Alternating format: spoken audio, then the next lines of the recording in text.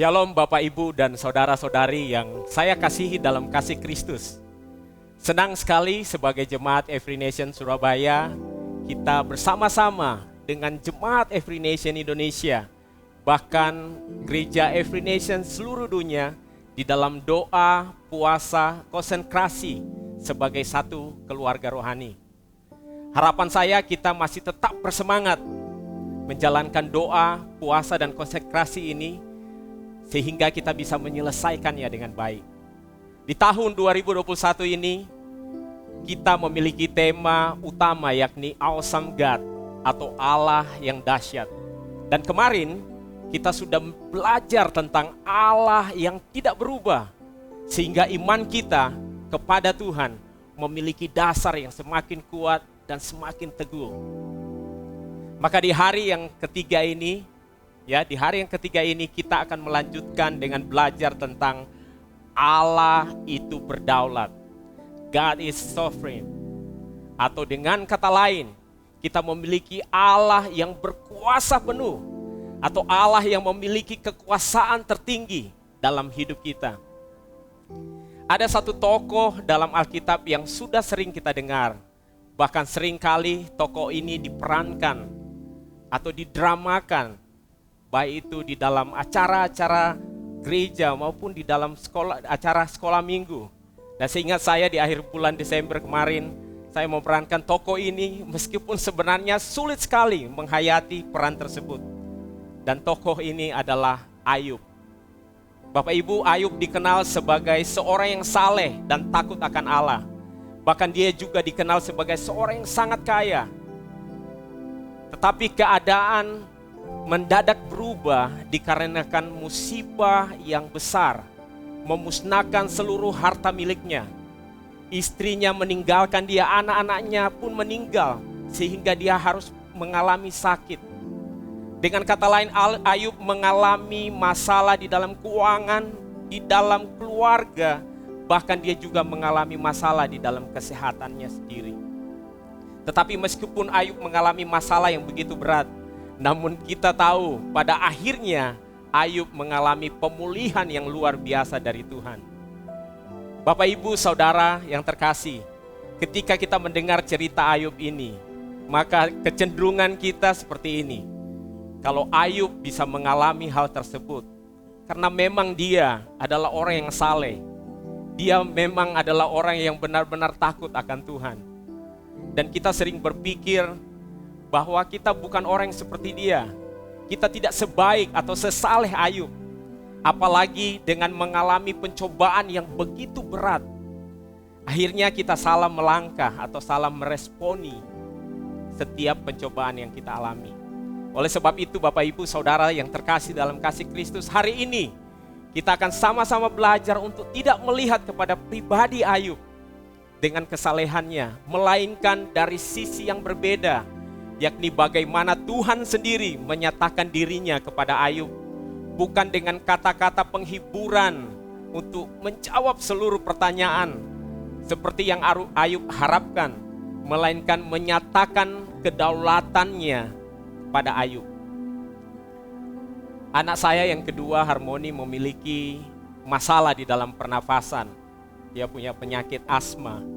Dan sebagai orang tua, kami berusaha untuk menghindarkan dia dari makanan, minuman, bahkan keadaan yang bisa saja membuat asmanya kambuh.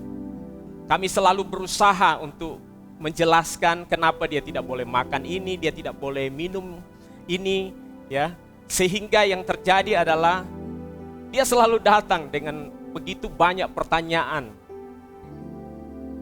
Dia datang dengan mengatakan, kenapa harus seperti itu tuh Papa? Kenapa harus seperti itu Mama?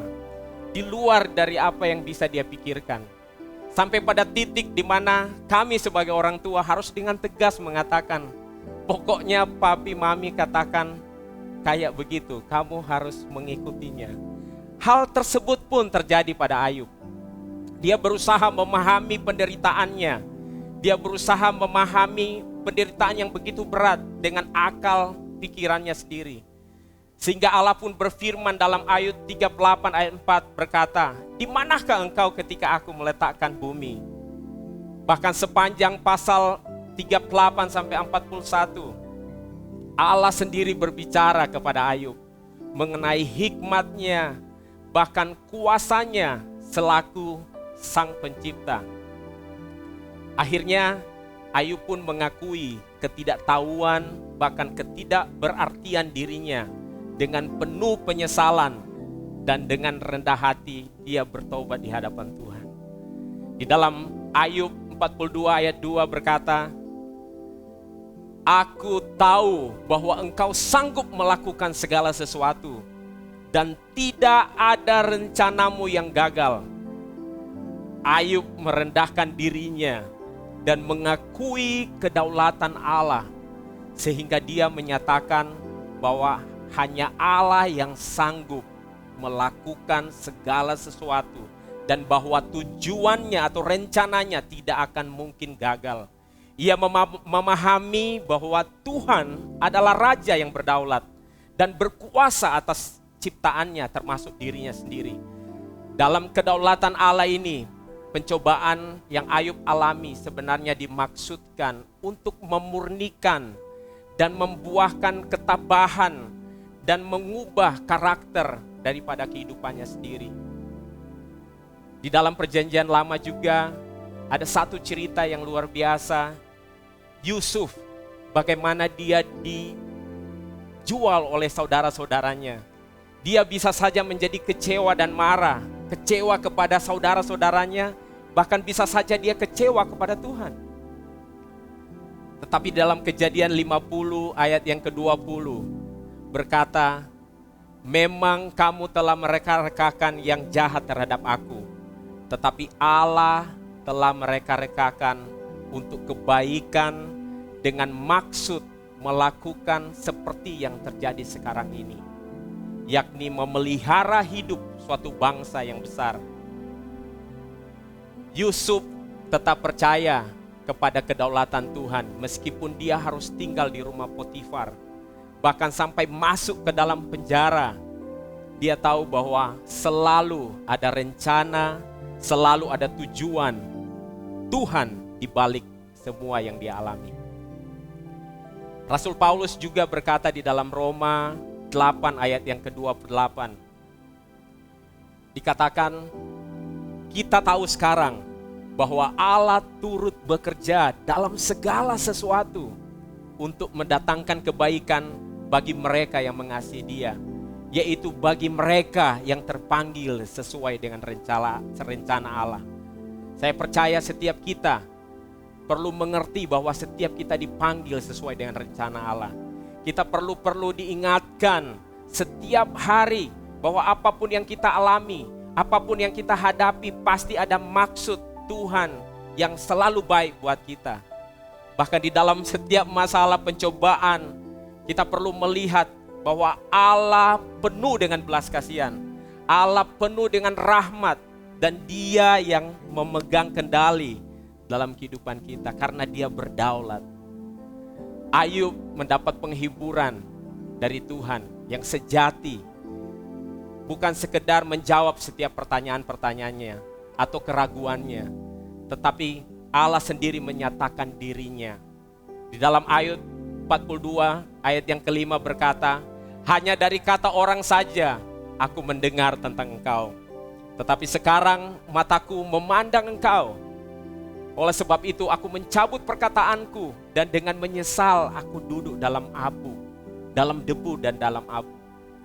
Kedaulatan Tuhan juga membawa kepada pengenalan yang benar tentang Allah yang dia sembah. Ayub mengenal Allah dengan baik. Dia mengatakan bahwa dulu aku hanya mendengar tentang engkau, tetapi sekarang mataku sendiri memandang engkau. Kadang dengan masalah yang kita hadapi atau pencobaan yang kita alami, sebenarnya Tuhan sedang menunjukkan kepada kita apa yang menjadi isi hatinya buat kita. Atau bisa saja dengan persoalan, dengan masalah, bahkan dengan pencobaan yang kita alami, kita bisa mengalami Tuhan secara pribadi, sebagai pribadi yang menolong kita. Memang dalam mempercayai kedaulatan Tuhan, bukan hal yang mudah, Bapak Ibu Saudara semuanya. Apalagi kalau kita mengalami penderitaan yang begitu berat. Tetapi marilah kita bersandar kepada Roh Kudus yang selalu memberikan kita penghiburan, memberikan kita harapan pada waktu Dia mau menyatakannya pada kita. Tuhan sanggup melakukan segala sesuatu dan tidak ada rencana atau tujuannya yang gagal. Dan biarlah kita tetap memandang kepada Yesus. Mari biar hati kita tetap kepada Tuhan. Bahwa kita melihat bahwa Yesus sudah menanggung setiap penderitaan, setiap dosa yang harusnya kita alami, dan menyelamatkan kita. Di tengah penderitaan atau di tengah duka cita yang kita tanggungkan, baik dalam masalah keluarga, masalah keuangan, masalah kesehatan yang terjadi pada Ayub, itu juga bisa terjadi dalam kehidupan kita. Tapi mari kita datang kepada salib, kita datang kepada Tuhan, mendapatkan pertolongan bahwa Allah berkenan mengutus anaknya, Allah berkenan menyatakan dirinya melalui Kristus Yesus. Jadi Bapak Ibu, kita mau belajar bahwa Allah kita adalah Allah yang berdaulat. Kita perlu percaya bahwa ada penghiburan meskipun di masa-masa kesesakan ini. Pertanyaan buat kita sekarang adalah, apakah kita tetap mempercayai kedaulatan Tuhan meskipun berada di tengah-tengah pencobaan atau berada di tengah-tengah masalah yang saya percaya Tuhan juga mengizinkan itu terjadi dalam kehidupan kita. Allah sendiri yang menyatakan dirinya untuk memberikan kita damai dan pengharapan sehingga kita semakin hari semakin tahu bahwa masalah yang kita hadapi pasti ada maksud Tuhan dan pasti ada jalan keluar. Bagian kita adalah terus memandang kepada salib, mempercayai apa yang Kristus sudah lakukan, apa yang Yesus sudah kerjakan, sehingga kita dapat dengan teguh mengatakan bahwa Dia adalah Allah yang tidak pernah meninggalkan kita. Mari Bapak Ibu kita berdoa bersama-sama. Bapa, Engkau adalah Tuhan atas segala Tuhan dan Raja atas segala Raja. Kami percaya bahwa Engkau sungguh berdaulat atas kehidupan kami. Kami percaya bahwa apapun yang terjadi dalam kehidupan kami, Engkau mengizinkannya terjadi, supaya kami semakin mengenal Engkau. Sehingga kehidupan kami adalah kehidupan yang terpaut dengan Engkau Tuhan. Kami percaya bahwa kedaulatan-Mu itu sungguh-sungguh nyata dalam kehidupan kami. Bahkan di tengah pandemi yang seperti ini Tuhan, kami tetap mempercayai bahwa ada maksud Tuhan untuk setiap kami yang percaya kepada Engkau. Kau sanggup Tuhan membawa kami kepada pengenalan yang lebih akan Engkau. Bahwa Engkau berdaulat atas hidup kami. Bahwa Kau menyediakan yang terbaik bagi kami. Bahwa Engkau lah sumber damai, sumber sukacita, bahkan di keadaan yang sulit sekalipun. Terima kasih Tuhan untuk waktu ini kami bisa merenungkan firman-Mu. Kami bisa merenungkan kebenaran yang kami percaya sanggup memerdekakan setiap kami. Terima kasih Tuhan. Untuk waktu ini kami bersyukur hanya di dalam nama Tuhan Yesus kami berdoa. Dan mari yang percaya bersama-sama katakan amin. Tuhan Yesus memberkati kita semua.